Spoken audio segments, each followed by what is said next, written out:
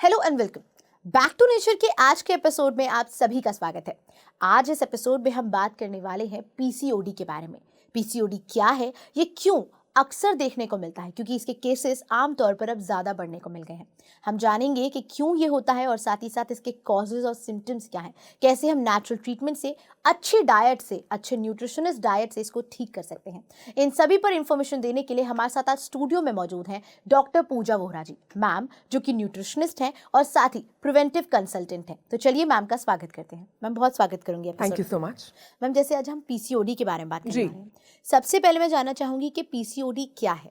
देखिए, पीसीओडी एक lifestyle disorder है जो कि रिप्रोडक्टिव एज की महिलाओं में ज़्यादा पाया जाता है। आजकल ये कम उम्र से ही लड़कियों में ज़्यादा देखने को आ रहा है। हर महीने हम लोग मेंस्ट्रुअल साइकिल के दौरान हमारे ओवरीज कुछ एग्स रिलीज करते हैं। पीसीओडी केसेस में जो एग्स हैं ये अनफर्टिलाइज्ड रह जाते हैं और ये ओवरीज को बहुत ही स्वोलन और एनलार्ज कर देते हैं। ये टाइनी सिस्ट की फॉर्म में होते हैं, इसीलिए इसे पॉलीसिस्टिक ओवेरियन डिसऑर्डर बोला जाता है। ये टाइनी सिस्ट ओवरीज को जब एनलार्ज कर देते हैं तो in response to that ovaries androgen hormone, जो कि एक मेल हार्मोन है, उसको ज़्यादा रिलीज करती है, एक्सेस में रिलीज करती है। जब ये एक्सेस में एंड्रोजन हार्मोन रिलीज होता है तो उसकी वजह से वजन बढ़ना, मोटापा ज़्यादा आना, पेट और थाइस के आसपास की चर्बी बढ़ना, चेहरे पर अनचाहे बाल आना, फेस पर मुहासे यानी एक्ने का प्रॉब्लम हो जाना, इनफर्टिलिटी और मेल पैटर्न में हेयर लॉस होना जैसा परेशानियां देखी गई हैं। जी मैम, जैसे हम पीसीओडी के बारे में बात कर रहे हैं और अक्सर हम देख रहे हैं कि आजकल लड़कियों, छोटी बच्चियों को भी होने लग गया है, और इसके पीछे का कारण क्या हो सकता है, क्यों किसी को भी पीसीओडी हो जाता है? देखिए, एक वेल नोन कॉज नहीं है इसके पीछे, लेकिन बहुत से कंट्रीब्यूटिंग फैक्टर्स ज़रूर हैं।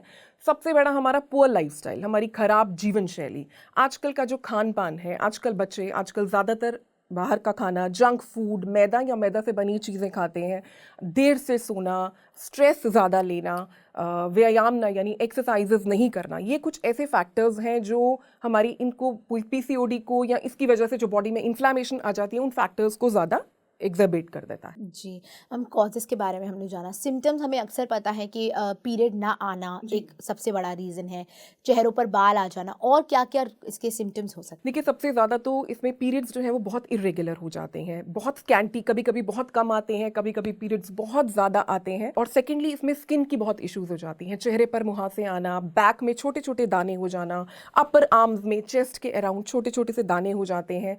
इसके अलावा वजन बढ़ना, एब्डोमिनल फैट गेन। अगर आप देखेंगे आजकल लड़कियों में एब्डोमिन के आसपास या थाइस के आसपास वेट काफ़ी ज़्यादा गेन हो जाता है।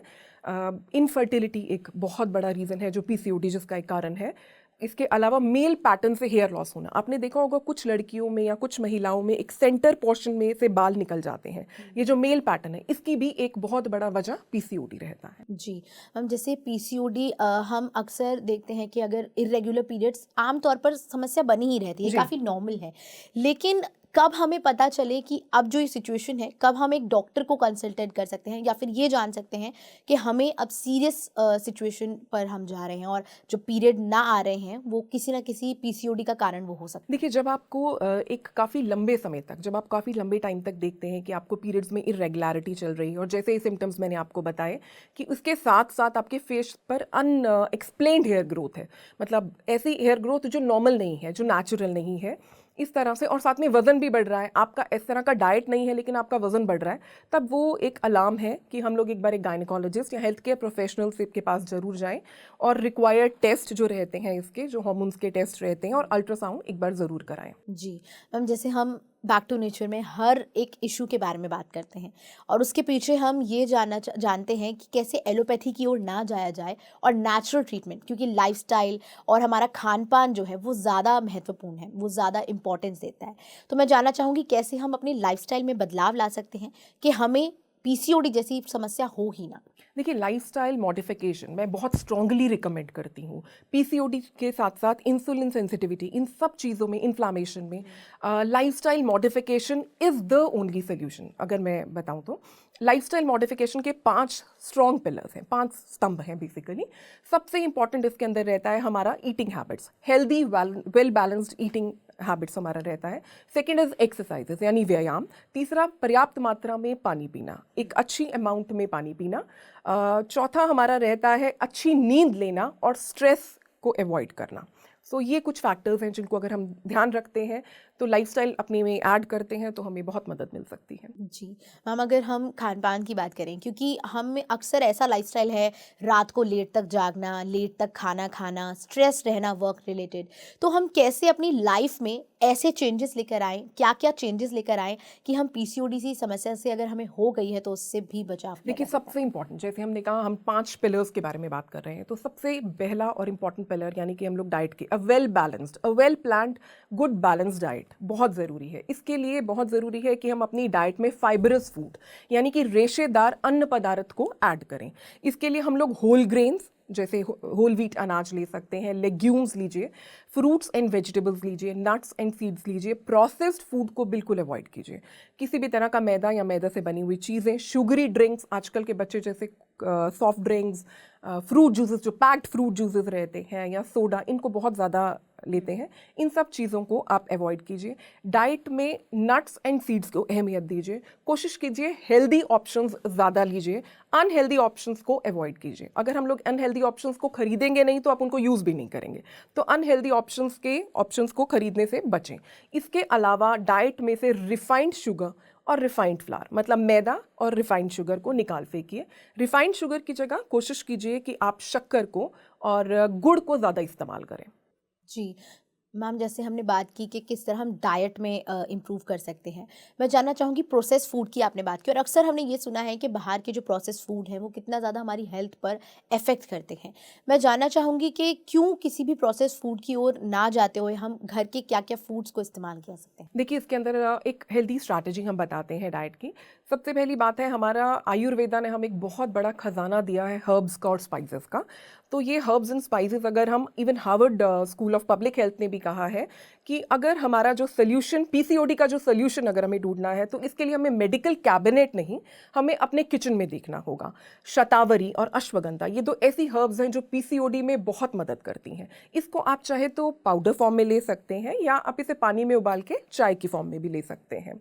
इसके अलावा हल्दी, काली मिर्च, मेथी दाना, दालचीनी और सौंफ, ये 5-6 चीज़ें ऐसी हैं जिन्हें आप अपनी लाइफस्टाइल में ऐड कर सकते हैं, खाने में ऐड कर सकते हैं, या उबाल कर आप इसे पानी में उबाल कर इसे चाय की फॉर्म में आप ले सकते हैं।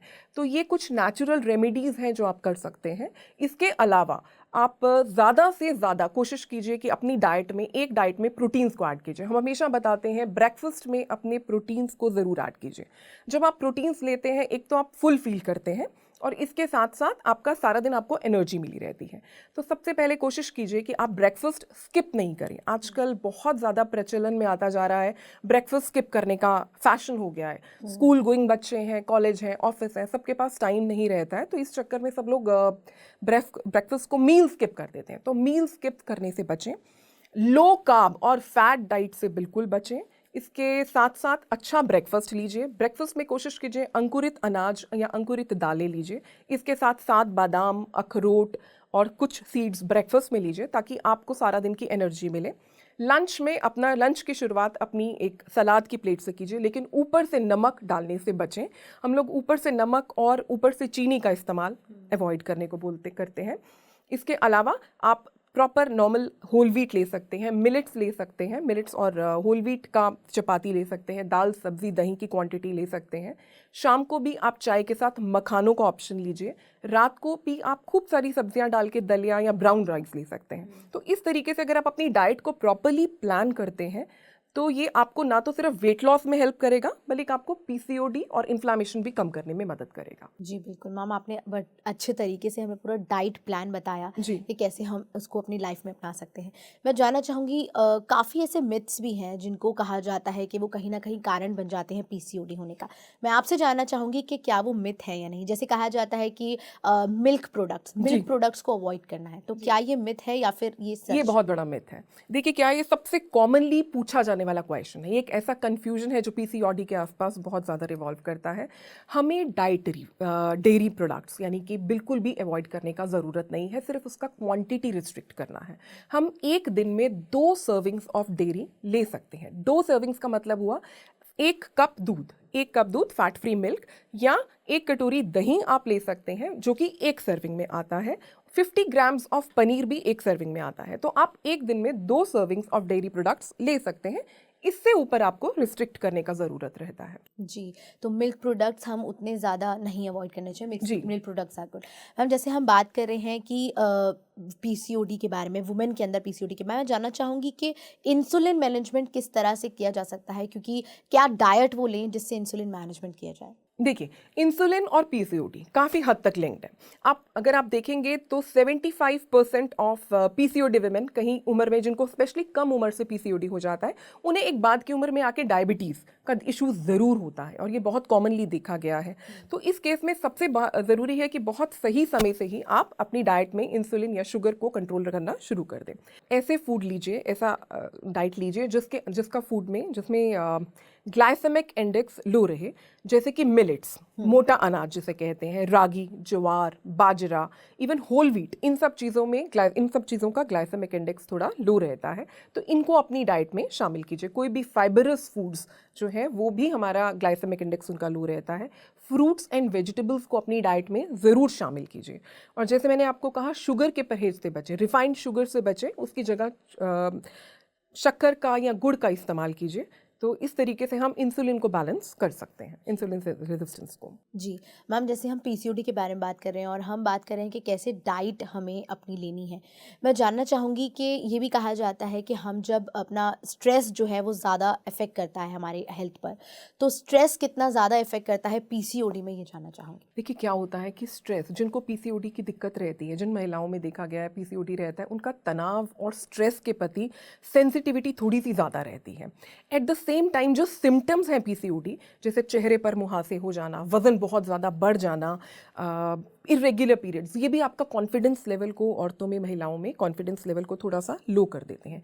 ये सब फैक्टर्स भी उनको स्ट्रेस का एक कारण बनते हैं। तो ये बहुत ज़रूरी है कि हम लोग स्ट्रेस को मैनेज करें। स्ट्रेस को मैनेज करने के लिए एक्सरसाइजेस यानी कि व्यायाम या योगा बहुत ज़रूरी है। जैसे आप देखेंगे, अगर हम एक रेगुलर एक्सरसाइजेस करते हैं तो हमारी बॉडी एंडोर्फिन्स रिलीज़ करती है। एंडोर्फिन्स हैप्पी हार्मोन्स कहलाते हैं। Happy hormones of the body are called endorphins. जब आप रेगुलर एक्सरसाइजेस करते हैं तो हमारी बॉडी जब एंडोर्फिन्स रिलीज करती है, वो हमारा मूड को बैलेंस करने में हेल्प करती है, हमें हैप्पीनेस की फीलिंग देती है, हमें खुश रहने की फीलिंग देती है और हमें स्ट्रेस को भी कम करने में मदद करती है। तो व्यायाम और स्ट्रेस काफ़ी हद तक एक दूसरे से लिंक्ड है। एक्सरसाइजेस आप किसी भी तरह का कर सकते हैं, चाहे आप 30 to 45 मिनट्स ऑफ वॉक कर सकते हैं, योगा कर सकते हैं, मेडिटेशन कर सकते हैं, आप साइकिलिंग कर सकते हैं, आप एरोबिक्स कर सकते हैं। किसी भी फॉर्म का फिजिकल एक्टिविटी वो इम्पॉर्टेंट है स्ट्रेस को मैनेज करने के लिए। जी एंड स्ट्रेस हम अक्सर अपनी लाइफ भागदौड़ भरी हमारी जो ज़िंदगी है, रात तक लोग लेट खाना खाते हैं और सुबह उठते ही ब्रेकफास्ट स्किप कर देते हैं, जैसे आपने बताया वो नहीं करना चाहिए। इंटरमिटेंट फास्टिंग भी एक वर्ड जो है वो बहुत ज़्यादा लोग इस्तेमाल करने लगे हैं, जी। मैं जानना चाहूँगी कितना ज़्यादा ज़रूरी है और इसे कैसे किया जा सकता है? देखिए, इंटरमिटेंट फास्टिंग, अगर आप पीसीओडी के केसेस में वेट लूज़ करना चाहते हैं तो आप इंटरमिटेंट फास्टिंग कर सकते हैं। बट एक चीज़ को ध्यान में रखिएगा कि इंटरमिटेंट फास्टिंग आप अपनी हेल्थ कंडीशंस और अपनी बॉडी टाइप देखकर डिसाइड करें। अपने फ्रेंड की शेड्यूल या इंटरनेट सिर्फ इंटरमिटेंट फास्टिंग को देखकर नहीं डिसाइड करें। ये बहुत ज़रूरी है कि आप इंटरमिटेंट फास्टिंग जब आप करें तो आपका बॉडी कितने आवर्स का स्लॉट बर्दाश्त कर सकता है, उतने आवर्स का स्लॉट से ही बिगिन करें। सेकेंडली, इंटरमिटेंट फास्टिंग में जो मील्स होते हैं उन्हें वेल प्लान्ड होना बहुत ज़रूरी है।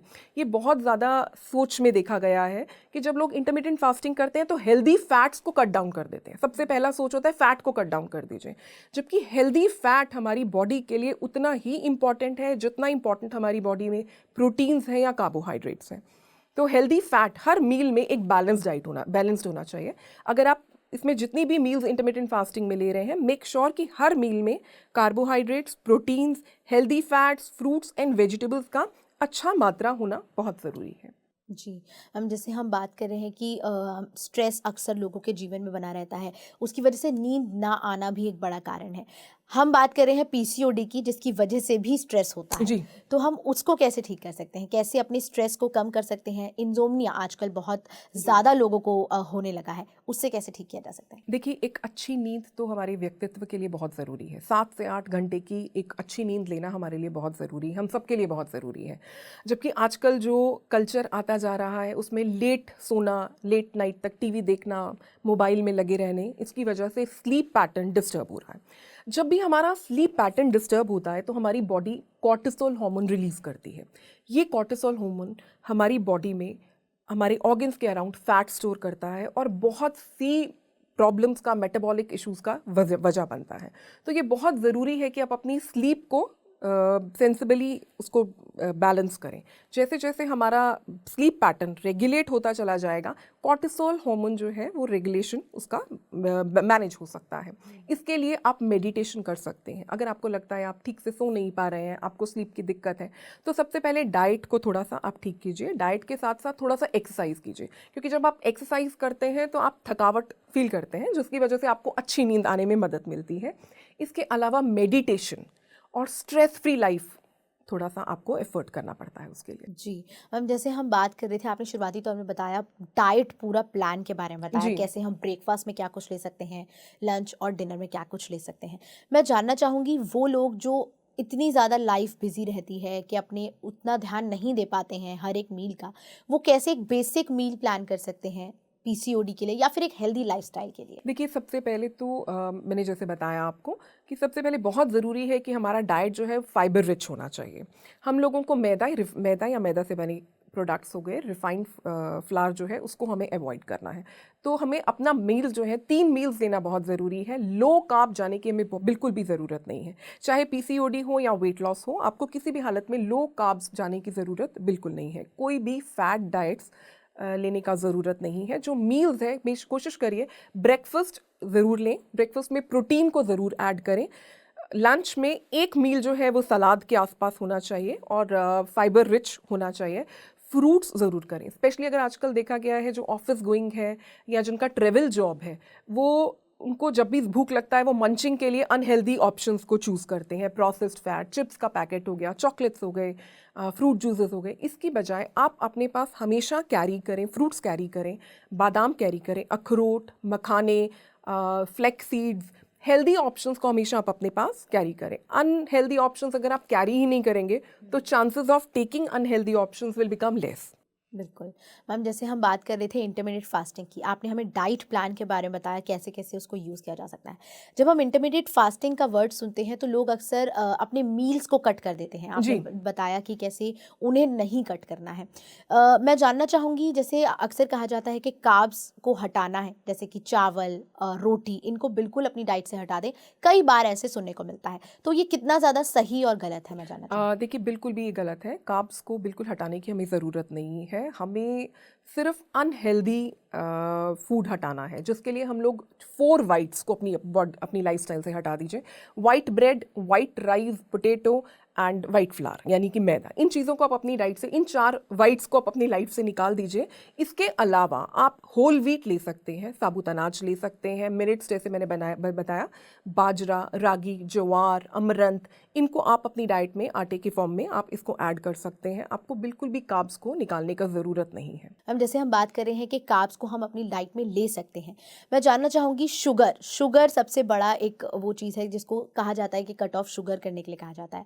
मैं जानना चाहूँगी कि हम शुगर के रिप्लेसमेंट में, आपने जैगरी बताया, आपने बताया कि किस तरह हम जैगरी को इस्तेमाल कर सकते हैं। मैं जानना चाहूँगी और क्या क्या शुगर के ऑल्टरनेटिव्स हैं जिनको यूज़ किया जा सकता है? देखिए, शुगर को कट डाउन करने के लिए तो मैं डेफिनेटली सजेस्ट करती हूँ, बिकॉज रिफाइंड शुगर हमारी बॉडी को सिर्फ हार्म कर रहा है, हमें कोई बेनिफिट नहीं मिल रहा है उससे। ऑल्टरनेटिव टू रिफाइंड शुगर, आप जैसे मैंने बताया, जो जैगरी ले सकते हैं, गुड़ ले सकते हैं, शहद ले सकते हैं। आप फ्रूट्स ऐड कीजिए। मेक श्योर कि आप दिन में अपनी डाइट में कम से कम 2 से 3 फ्रूट्स ज़रूर ऐड करें। Reason is because fruits also have got natural sugar. आप कोशिश करिए फ्रूट्स को अपना डिज़र्ट बना लीजिए। ऐसा नहीं है कि आपको क्रेविंग्स नहीं होंगी, शुगर क्रेविंग्स। एक बार आप ट्राई कीजिए कि जब भी आपको शुगर की क्रेविंग्स होती हैं, उसकी बजाय आप एक फ्रूट लेके देखिए। ये आपको हेल्दी बेनिफिट्स भी देगा और आपको रिफाइंड शुगर की अनहेल्दी ऑप्शन से भी बचाएगा। जी, मैम जैसे हम जब भी एक परफेक्ट मील प्लान की बात करते हैं उसमें प्रोटीन लेने के लिए अक्सर अक्सर कहा जाता है। जब भी हम कहीं जिम जाते हैं या कहीं भी जाते हैं तो हमें क्या कहा जाता है कि प्रोटीन्स अपनी लाइफ में लेने हैं। जिसकी वजह से लोग पैक्ड प्रोटीन्स लेने लग जाते हैं, प्रोटीन पाउडर्स लेने लग जाते हैं। वो कितना सही या गलत है इसके बारे में जानना चाहूँगी? देखिए, पैक्ड प्रोटीन्स हैं या किसी भी तरीके से प्रोटीन पाउडर्स हैं, इनको बिल्कुल भी नहीं लेना चाहिए। They are the most harmful things that we can take in our life. इसकी बजाय आप नेचुरल सोर्सेज ऑफ प्रोटीन्स पे आइए। अगर आप वेजिटेरियन हैं तो आपके पास स्प्राउट्स यानी अंकुरित दालों का ऑप्शन है, पनीर है, टोफू है, सोयाबीन है, बहुत हेल्दी ऑप्शंस हैं, नट्स हैं, सीड्स हैं, they are full of proteins. Vegetarian options हमारे पास, जैसे मैंने बताया आपको, पनीर है, टोफू है, सोयाबीन है, नट्स हैं, सीड्स हैं, हमारे पास बहुत से अच्छे ऑप्शंस ऑफ प्रोटीन्स हैं जो हम ले सकते हैं। आप चाहें तो इन सबको एक पाउडर फॉर्म में बना के ले सकते हैं और रोज़ एक कप दूध के साथ इनको आप ले सकते हैं। ये आपका एक प्रोटीन पाउडर की तरह ही काम करता है। जी मैम, क्योंकि लोग अक्सर सप्लीमेंट्स, क्योंकि हमें ये भी काफ़ी एड्स के द्वारा काफ़ी हमारे आसपास ही सराउंडिंग बना दी जाती है कि जब तक हम एक हेल्दी प्रोटीन सप्लीमेंट पाउडर नहीं लेंगे तो हमारी डाइट अच्छे से प्लान नहीं की सकते। तो जैसे कि आपने बताया कि हम यूज़ कर सकते हैं पनीर, टोफू। अक्सर ये भी कहा जाता है वो लोग जिन्हें मिल्क प्रोडक्ट से थोड़ी एलर्जी है वो क्या कुछ इस्तेमाल कर सकते हैं इस चीज़ में? देखिए, इसमें आप हाई फाइबरस फूड्स, जैसे मैंने आपसे बोला, हाई फाइबरस फूड्स ले सकते हैं। इसमें आप अंकुरित दालों का इस्तेमाल कर सकते हैं। लेंटिल्स हो गया हमारा, दालें ले सकते हैं। स्प्राउटेड फॉर्म में ले सकते हैं, सफ़ेद चना, चिकपी सैलेड, आप इसको सैलेड फॉर्म में बनाकर ले सकते हैं। ब्लैक ग्राम, काले चने ले सकते हैं। मूंग की दाल को स्प्राउट्स करके ले सकते हैं। सो हमारे ऐसा नहीं है कि अगर आप डेयरी प्रोडक्ट्स नहीं ले रहे हैं तो आपके पास ऑप्शंस कम हैं, आपके पास ऑप्शंस तब भी काफ़ी रहते हैं। बिल्कुल मैम, काफ़ी सारे ऑप्शंस के बारे में आपने बताया, डाइट प्लान के बारे में बताया क्या कुछ यूज़ कर सकते हैं। मैं अंत में आपसे यही जानना चाहूँगी, जैसे हम लगातार बात कर रहे हैं कि पीसीओडी हमारे सिर्फ और सिर्फ लाइफस्टाइल्स के साथ साथ हमारे इमोशनल हेल्थ से भी कनेक्टेड है। इमोशनल हेल्थ के लिए मैं जानना चाहूँगी मेडिटेशन और योगा कितना ज़्यादा ज़रूरी है? देखिए, इमोशनल हेल्थ के लिए मेडिटेशन और योगा बहुत ज़्यादा इंपॉर्टेंट है। सिर्फ इमोशनल हेल्थ के लिए नहीं, हमारा फिजिकल हेल्थ के लिए भी मेडिटेशन और योगा बहुत इंपॉर्टेंट है। जब हम मेडिटेशन और योगा में जानते हैं तो ये हमें सिर्फ ये हमारी बॉडी को सिर्फ फिजिकली और मेंटली दोनों तरह से हेल्प करता है। हमारे, जैसे मैंने बताया, ये इस तरह से आप कोई भी एक्सरसाइज करते हैं, मेडिटेशन करते हैं, योगा करते हैं, तो इससे आपकी बॉडी एंडोर्फिन्स, हैप्पी हार्मोन्स खूब सारी रिलीज करती है। ये हैप्पी हार्मोन्स हमें खुश रहने में मदद करते हैं। मेडिटेशन हमें काम रखता है, हमें तनाव को किस तरीके से हम डील करते हैं, तनाव को हम किस तरह से हैंडल करते हैं, वो हमें हेल्प करता है। बिल्कुल मैम, आप हमारे साथ एपिसोड में जुड़े, आप हमारे साथ स्टूडियो में आए और हमें इतना कुछ बताया पीसीओडी के बारे में, कैसे हम लाइफस्टाइल में चेंज कर सकते हैं, कैसे न्यूट्रिशनिस्ट डाइट हम प्लान कर सकते हैं, उसके बारे में बताया। इसके लिए आपका बहुत बहुत धन्यवाद। शुक्रिया। तो हमने आज के एपिसोड में जाना है कि पीसीओडी हमारे लिए कितना ज़्यादा इसके हमारे लाइफस्टाइल से कितना ज़्यादा जुड़ा हुआ है, हम कैसे अपने लाइफस्टाइल में बदलाव ला सकते हैं, कैसे खान पान में बदलाव ला सकते हैं और साथ ही साथ अपने इमोशनल हेल्थ पर काम कर सकते हैं। इस एपिसोड के लिए इतना ही। उम्मीद है आपको बहुत सारी इन्फॉर्मेशन आज के एपिसोड से मिली होगी। बने रहिए पीएमसी हिंदी के साथ। नमस्कार। PMC हिंदी